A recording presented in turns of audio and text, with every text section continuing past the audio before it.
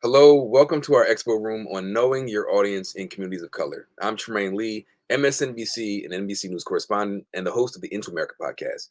Today, we're talking about how to best connect with underserved communities, whether you're a journalist, a storyteller, a social innovator, or funder. Our panel of experts will share their experiences and best practices for identifying and targeting the critical needs of a community in order to best serve them and have real sustained impact. Tied to this idea of highlighting community impact is NBCU Academy's latest project, Storytellers, which will be launched on NBCU Academy's site by the end of the year. It will feature profiles of change makers and programs creating more inclusive, equitable spaces in schools, workplaces, communities, and beyond. We have a preview of our very first Storytellers piece featuring the Hidden Genius Project, whose CEO is on our panel today. Let's take a look.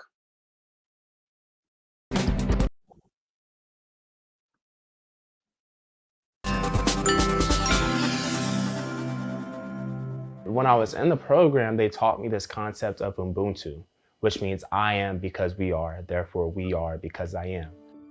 Meet Joakim Bryant, an inspiring 18-year-old from Southern California's Compton. At the age of 7, Joakim lost his mother, leaving him in the care of his auntie. And despite this early hardship, or in spite of it, he always felt an urgency to find his purpose. The summer before his senior year in high school, Joakim enrolled in the Hidden Genius Project, a program that trains and mentors Black male youth in technology, entrepreneurship, and leadership skills. Joakim says the program helped him discover his passion for teaching, deepened his love for his community, and taught him the importance of brotherhood. Everybody's like, make it out the hood, make it out the struggle, make it out the gains. I'm like, no, make it out the hood, but come back to it.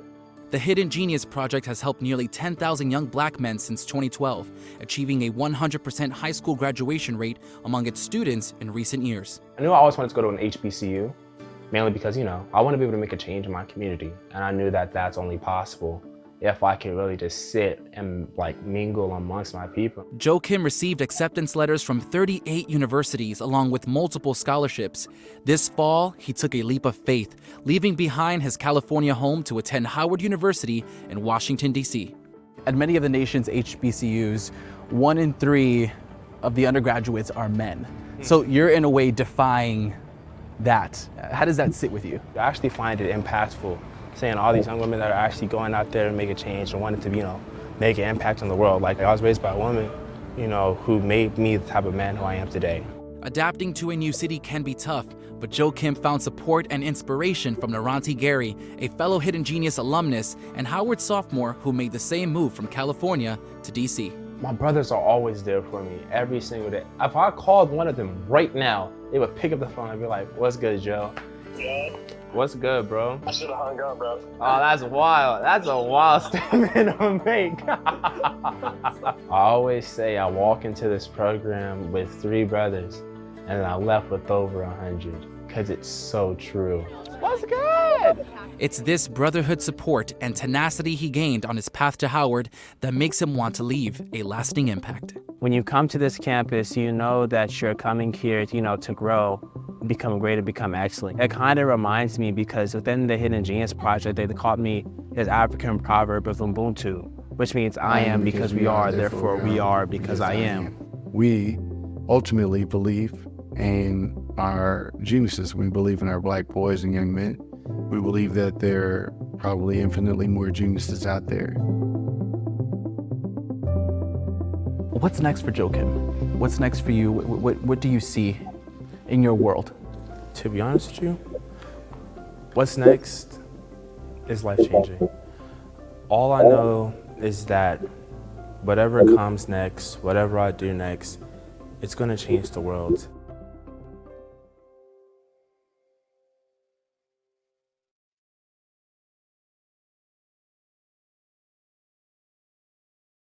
That was absolutely amazing. Let's give a virtual hand clap to Joakim and all the geniuses for their amazing, inspiring work. Which leads us to the introduction of our panel, starting with the CEO of the Hidden Genius Project, Brandon Nicholson. Then we have Jessica Santana, CEO of America on Tech. Joy Y. Wang, who oversees NBC News' identity verticals, NBC BLK, NBC Asian America, NBC Latino, and NBC Out. And Gwyneth Gaul, who leads strategic partnerships and philanthropy at Comcast NBC Universal. Gwyneth oversees the philanthropic portion of Project Up, Comcast NBC Universal's $1 billion commitment to digital equity. Billion with a B. That's a lot of money, which invests in high impact programs like NBCU Academy and partners with best in class nonprofits such as the Hidden Genius Project and America One Tech, along with many other organizations committed to advancing digital equity. Thank you all for being here. This panel is stellar, doing really important work in the community and also in our newsrooms. So for anyone who has any Q&As, just make sure you put it in the Q&A box on the right-hand side of the screen. So any questions, just punch them in right there and we'll get to them during our discussion. Now, Brandon, I want to start with you. You started the Hidden Genius Project in your hometown of Oakland, and you really target Black men and boys to help bolster their prospects in tech and leadership. So I want you to first tell us about the Hidden Genius Project and how it came to be, but also why you focus on this specific demographic. Sure. Well, thank you again for the opportunity. It's great to be here. That was a phenomenal video and really appreciate Joe Kim's masterful storytelling. And as we've mentioned, that the Hidden Genius Project trains and mentors Black male youth in technology creation, entrepreneurship, and leadership skills to transform their lives and communities. Our mission is essential and core to everything we do. So we never want to forget it. And all of our geniuses are required to have it memorized. We started in 2012 with a core group of Black male founders, the majority of whom were working in technology at the time, full time. Myself, I have a background in education policy. So I was working in program evaluation and really concerned with matters of social impact and bettering opportunities and access to opportunities for our young people in our communities. When we look at the other core group, none of those individuals actually was from Oakland, California. They'd all come out this way as part of kind of a technology gold rush, if you will. And so, they were observing that, it was a great city, but there seemed to be a lot of opportunities for our young people to grow and learn and be able to build and maybe access this gold rush, as it were. And so in that respect, they set out to pay it forward, even as they were working full-time jobs in multiple instances, starting up their own ventures, and said, let's not wait. Let's try this and create this thing, this organization that would eventually be known as the Hidden Genius Project, to really connect Black boys and young men with these opportunities to understand how to build tech, how to be entrepreneurial, but also how to lead in their communities. The focus on Black boys and young men was very much anchored in this idea that we were Black boys at one point. We're Black men now doing our best. And so we wanted to focus on a group where we had some knowledge and a great deal of passion. We still had no idea what we were doing. I don't think you'd want us to be doing that with, Latina young women or with Armenian left-handed, non-binary youth. Like we needed to keep it really simple, really focused, and focus on our strengths. But through that process, we also just 100% believed in the capabilities of our boys and young men, and knew that we could very much build on this principle that a rising tide lifts all boats. John A. Powell calls it targeted universalism. We could focus our resources and our efforts on this particular group and try and effect change there, very much believing that you would see that change manifest across multiple communities. And so actually we started off as a volunteer-driven organization for the first 2.5 years. We actually didn't have any staff. We had an intensive program, perhaps the most intensive you would find. But the way that we taught was that people would take basically a glorified lunch break from their full-time job, come teach for a day or for an hour, hour and a half during summer, and then go back to their job. But it was an 8-hour day for the young people.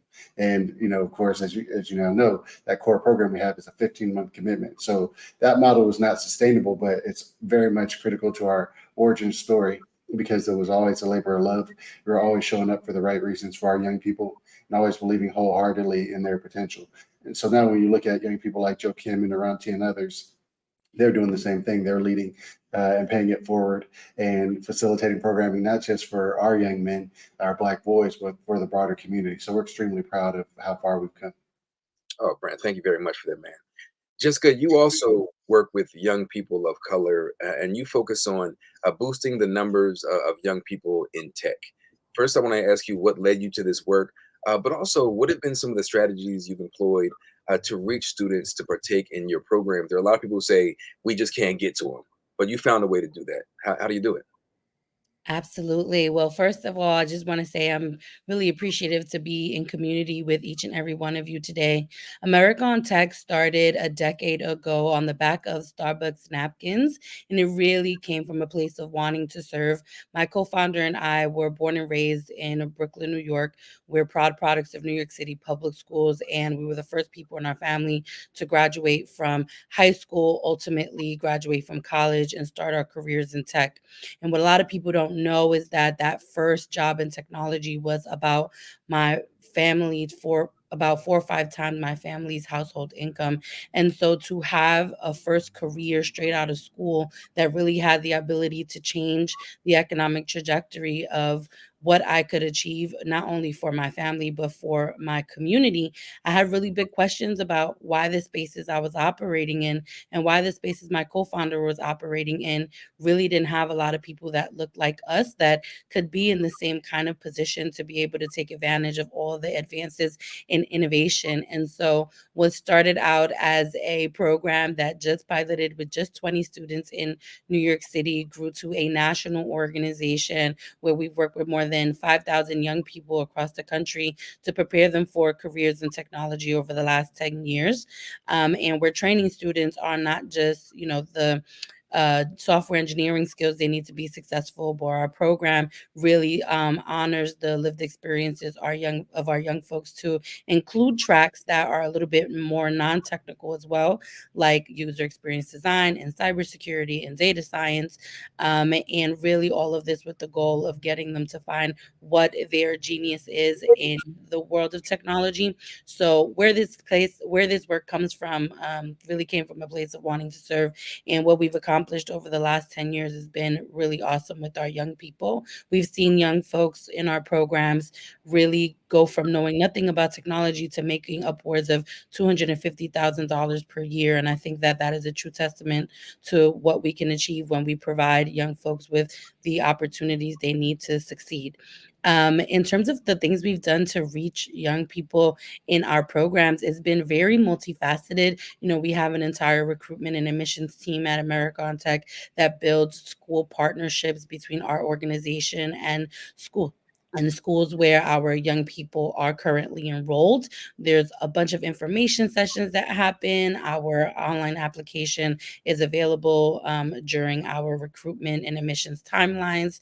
And we also have engaged parents in the process by educating them about what is the importance of technology so that then they feel empowered to enroll their young people into our programs. We've also actually worked with some corporations on corporate cause marketing campaigns. One example would be Nike. We partnered with Nike about 2 years ago during our recruitment and admissions process to really amplify the word of America on Tech on their mobile app, which then generated a lot of leads into our programs by being embedded within the app itself. And so I think we've been really creative about reaching young people. And I think the ways in which we've done that has been through one, going to places where we know they already are, which is their schools, mobilizing their parents with the resources they need to understand that technology is a career path that their young people can pursue.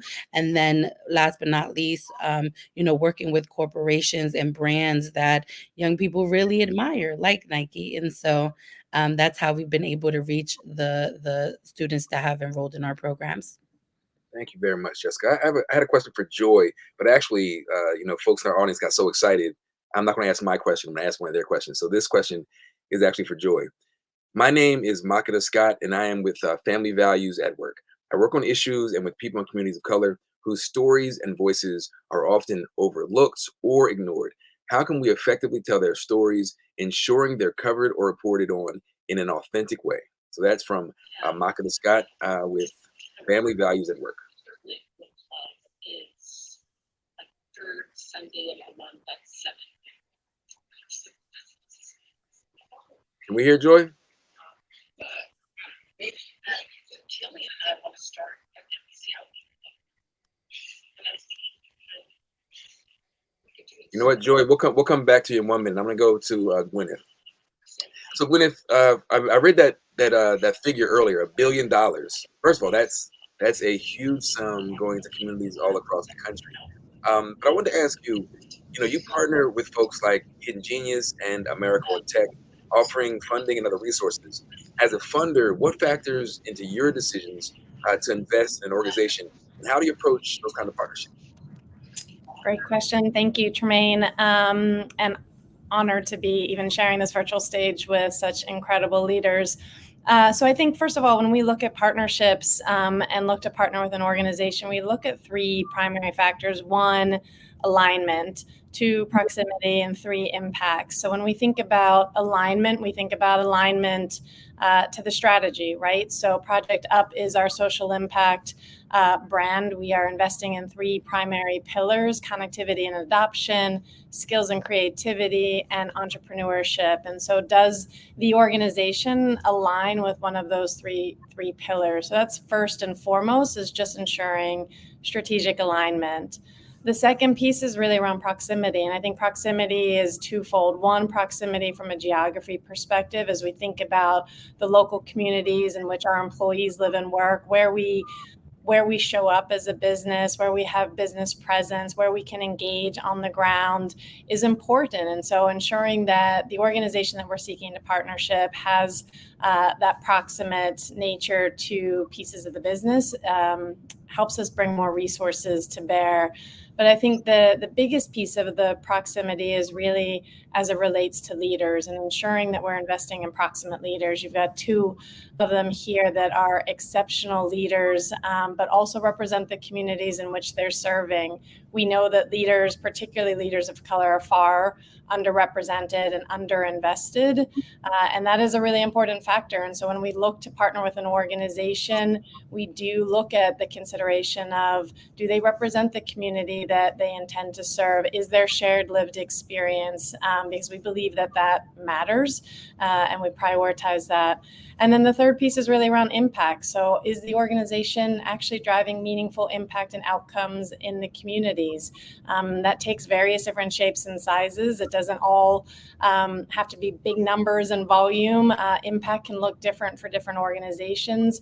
But that's, so when we approach partnership, we look at those three pillars. So hopefully that addresses the question. Wonderfully. So we have the funding side, which helps direct resources to folks in communities every single day, right? But we also have the journalism side, where folks are trying to tell and craft these stories. So Joy, I can reread this question for you from Makata Scott, who works with the family values at work.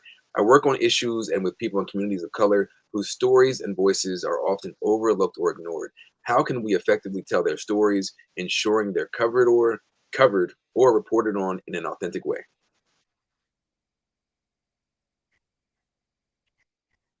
Joy, we still can't hear you.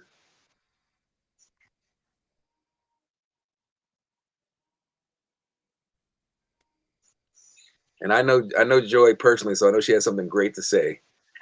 So we'll wait for Joy to get her sound situation together. But we also have a question for Jessica. This is from, and forgive me if I'm mispronouncing this, Terrell Butts. What are some opportunities for reaching and engaging audiences and communities of color? Yeah, I mean, I think I always say that one of the most under leveraged resources is actually parents.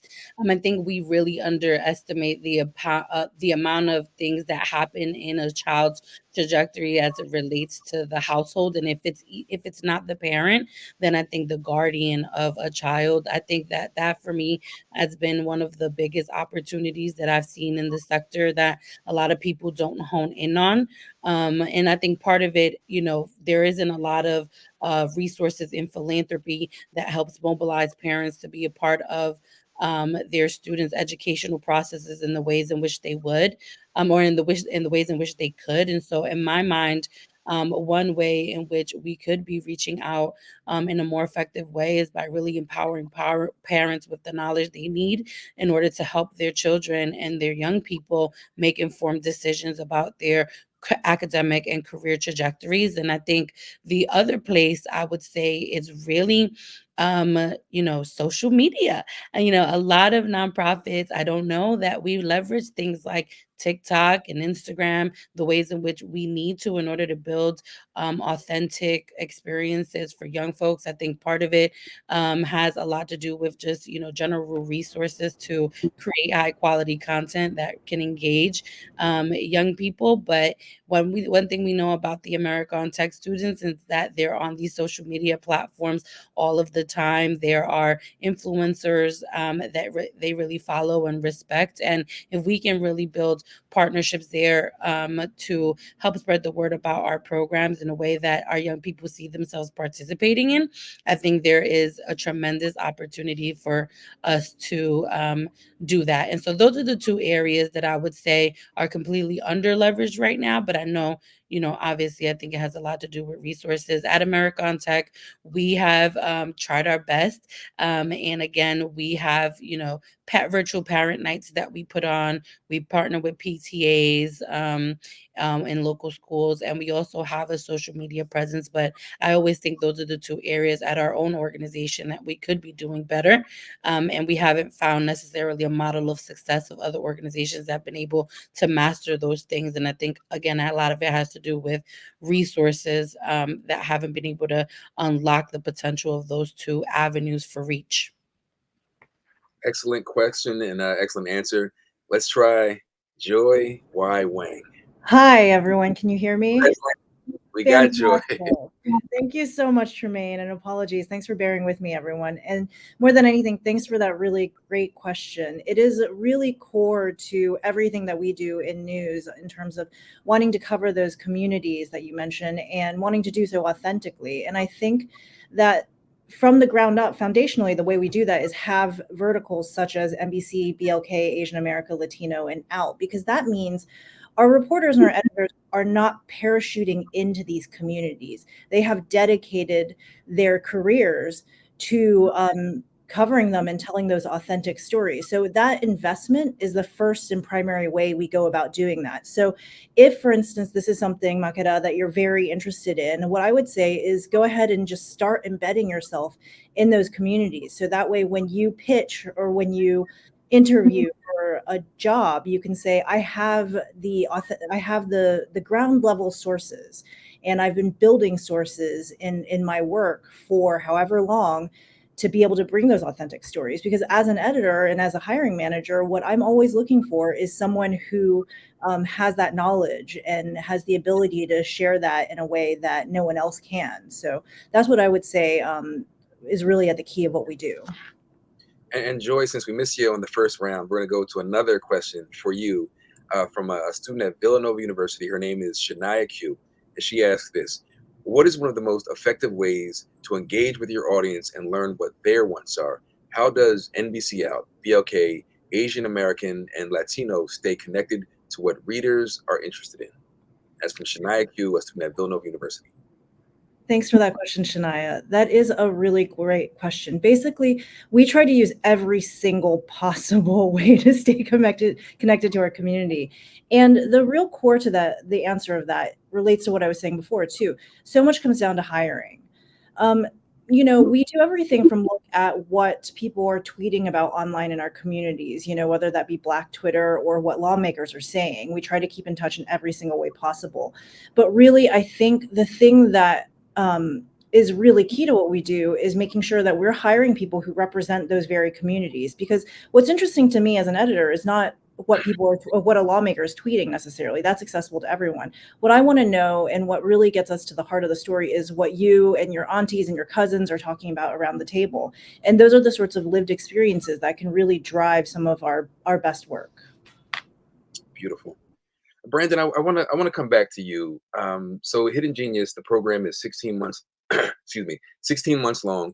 And I know a bunch of folks who go through the program actually come back and lead classes themselves. Can you speak about the community the program creates, as well as how it builds trust and interest within the larger community? Absolutely. You heard Joe Kim speak to the concept of Ubuntu. I am because we are, therefore we are because I am. And when we think about that, it also carries implications for how these young men view the cohorts coming behind them. And so, many of them will come back and teach inside our intensive program, and, provide that role modeling of what it is to be in our program. The reality is we're trying to create safe space for our boys and young men to have fun, be children, be brilliant and make mistakes, be themselves, try different things on.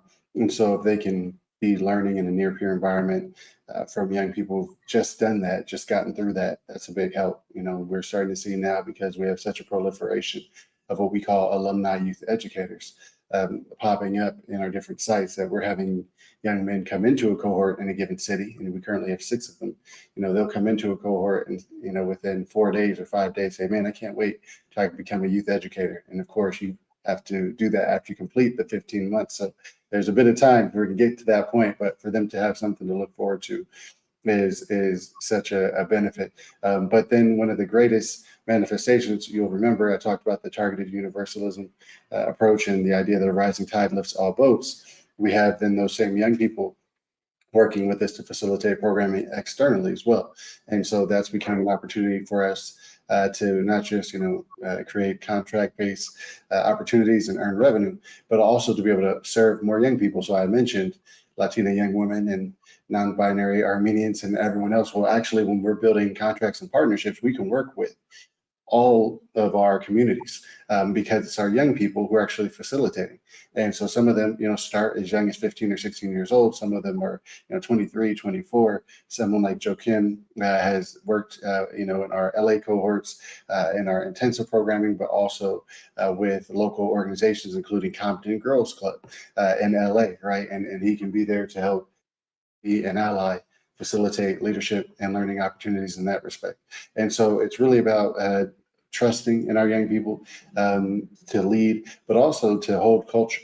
So when we started our site in Atlanta this summer, it was actually an alum of our program, who started with us almost 9 years ago, who was the lead educator in that site. And we had hired a new team, a local team around him. He's, from Oakland, California, had moved around a bit, but he went to be the anchor alongside the rest of our team to help make sure everybody understood what it means to deliver this program, what it means to believe in Ubuntu, what it means to believe in the potential of our young men. And so it's not only, a way of kind of giving back. It's not only a way of creating more opportunities and employment opportunities. It's also very much core to our growth strategy. And so we're extremely proud of that. Gwyneth, when Brandon and groups like the Hidden Genius Project are tapping into these amazing young people in their communities, trusting them and building community that they can actually be a part of, you're trying to figure out how to fund these organizations, these groups, right? What are some of the important factors that you found are really critical when you're trying to, assess the needs of what I know Jessica will call an underestimated community? Yeah. No, it's a great question, and I think I think first having to recognize that there's often a tremendous imbalance of power when it comes to philanthropy and community, and I think recognizing that and holding that is important.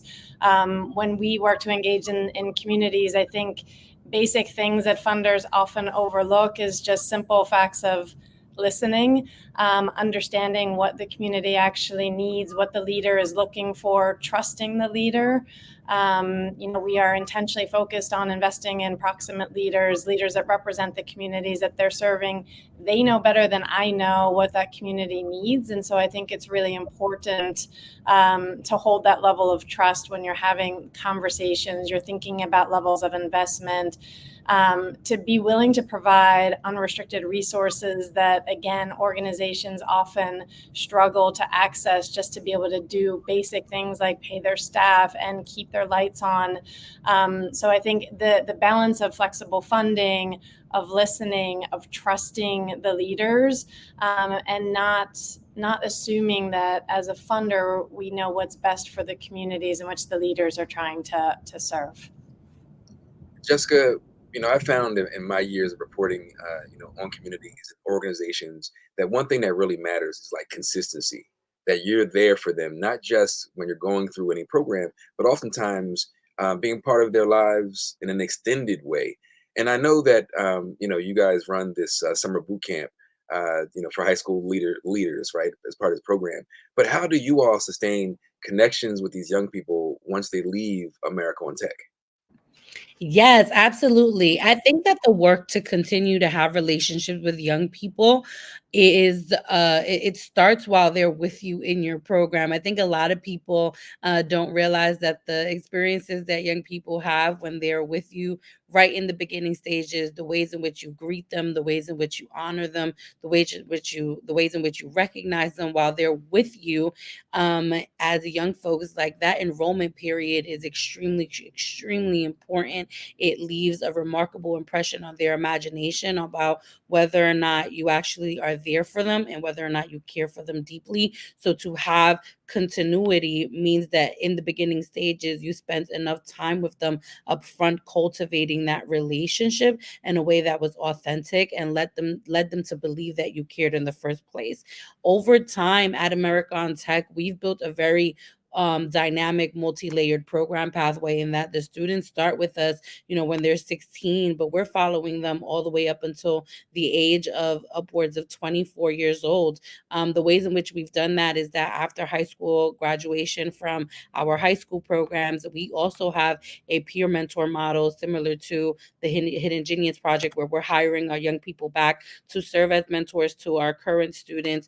They are paid for these opportunities on a contractual basis, and they also are basically giving young people an opportunity to see that there are other things that they can do past high school with America on Tech.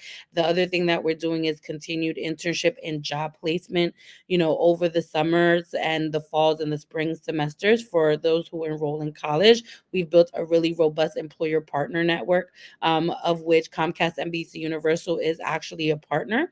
Our students, have an opportunity to apply for these kinds of internships and job experiences, and they oftentimes get hired by the folks in the employer partner network, which I think one has also led to us having really active alumni because they see that there is opportunity for them to engage in this capacity even after the high school time frame. And then the final thing I'll mention is a lot of our young people come back for our continuing education fellowships while they're in college. We've been able to build employer and nonprofit partnerships. Again, one example of that would be a cybersecurity fellowship that we run with Comcast NBC Universal, in order to prepare our college alumni for careers in cybersecurity. And so I think for us, the one thing I'll say is that relationship has to start as soon as they are within your, purview as young people, so that they feel like there's an authentic connection to you and your organization and your staff. And then,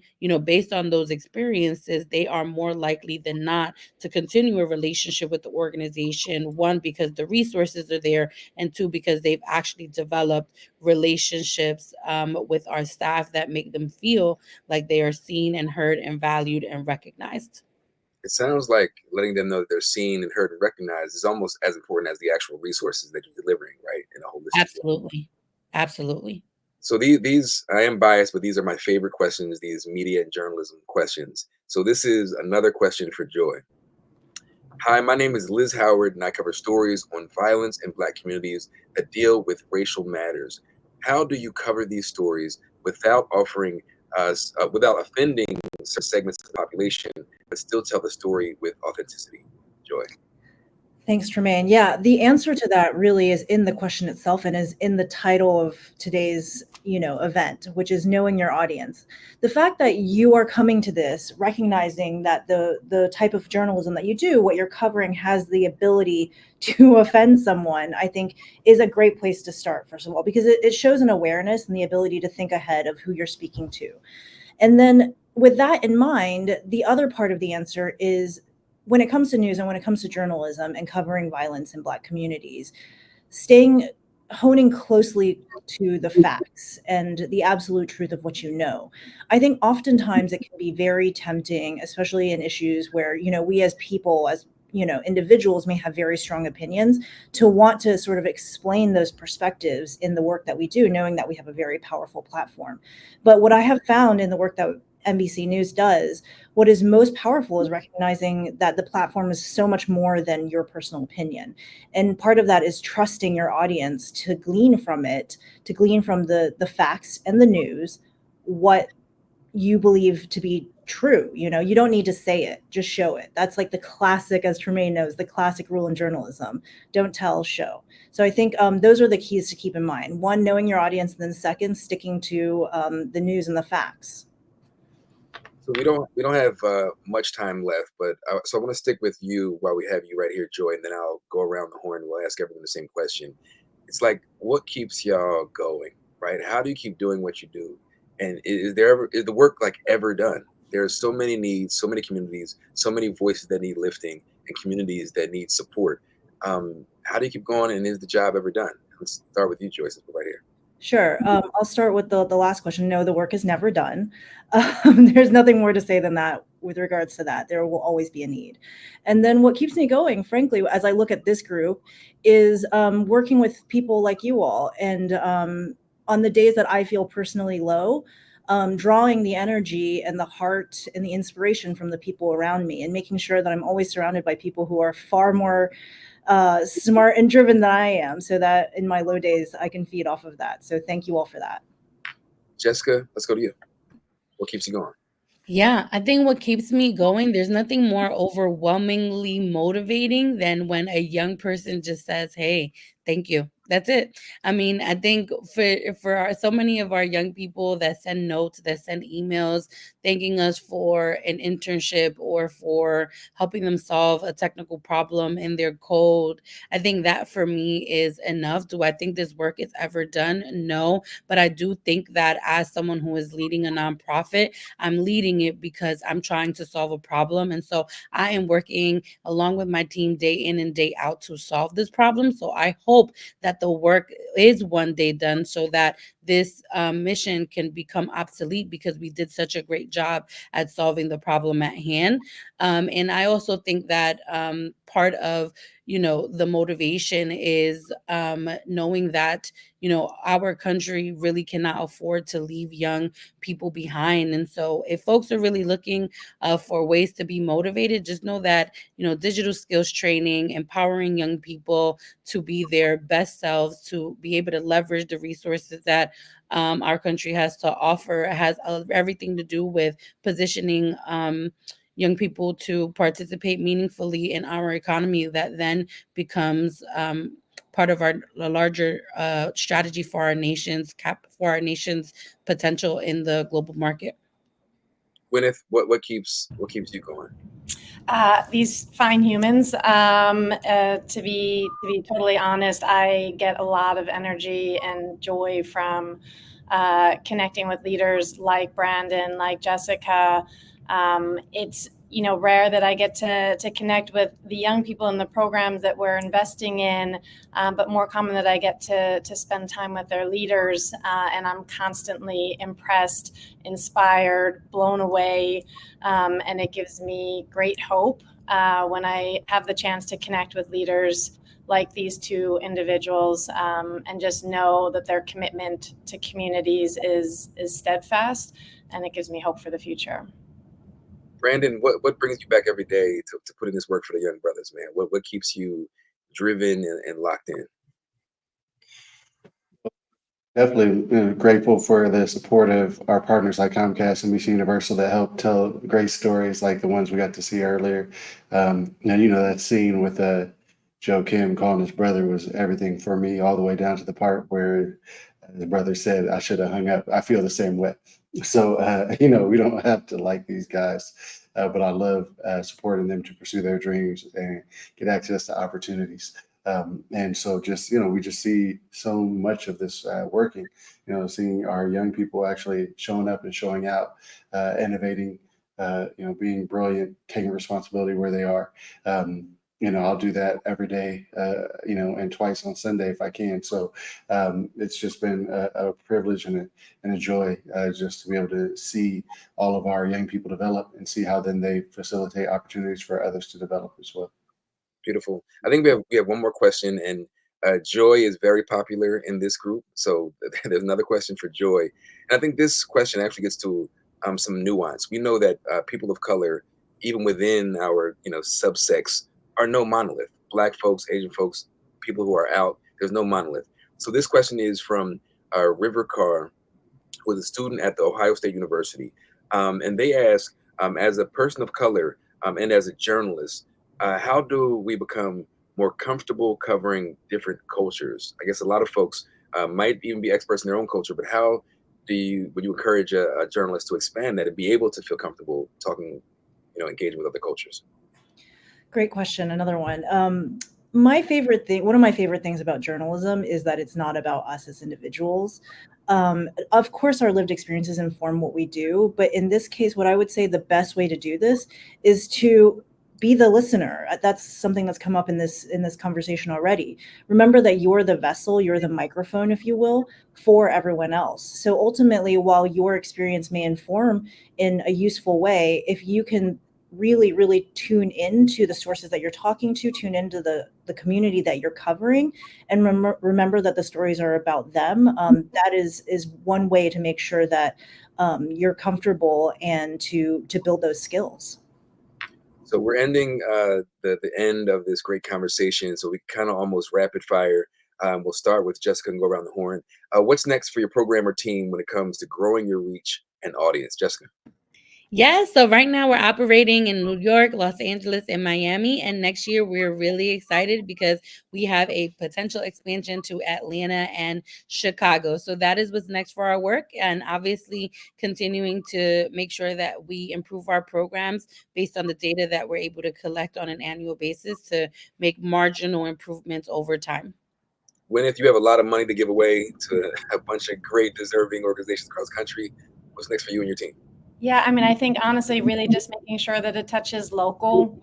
We've spun up an incredible portfolio of amazing work and organizations over the last 3 years and have got great scale, but that won't resonate if it doesn't resonate in individual communities. So how do we bring it all local and home? Brandon, what's next for you guys? Well, we've got a lot of work to do every single day just to make sure we get our young people across the line and then on to their next goal. So we're definitely grateful for all the support we get, from Comcast and others to do that. We certainly have additional communities where we'd love to be around the country, even around the world. We've been able to receive support, of course, to advance and develop a curriculum platform, to really engage learners in different contexts so that they can actually pursue, technology and entrepreneurship learning on their own, but in a way that's been curated and facilitated by many of our young people and our alumni. So it's got a little bit more sauce to it. So we're looking forward to being able to move through some pilots with that and actually possibly support some greater scale in that respect, all the while continue to go deeper in every community where we are. So we're definitely excited about the future. Yeah, I think you might need to change the name, man, from the guys in your program. The genius is hidden. It's like in plain sight. So I don't know if we call it in plain sight genius, or we'll figure that out later. You don't have to hang out with them every day, Trymaine. So it's a process. No, we're extremely proud of them. Yes, thank you. Beautiful. Joy, what's next for you? So I'm happy to announce that all 4 verticals have launched newsletters. So that's a great way to find us. Please go on to NBCnews.com and sign up for the various newsletters. But then what's next, as Trymaine, depends on the news. So stay tuned. Beautiful. I want to thank each of you, all of our panelists, for joining us today. And thanks to our virtual audience for listening in. If you want to learn more about Project Up, the Hidden Genius Project, America on Tech, or the diversity verticals Joy Wang oversees for NBC News Digital, we provided some helpful links in the Q&A tab. We will take a 15-minute break. That's just 15 minutes. And then we'll hear a special message from the NBC Universal Chief Diversity Officer, Craig Robinson, followed by our fireside chat with Today anchors Craig Melvin, Chanel Jones, and Dylan Dreyer. They'll look at how TV's longest running morning program is reaching younger and broader audiences through social, streaming, podcasts, and more. Thank you so much for joining us. See you soon.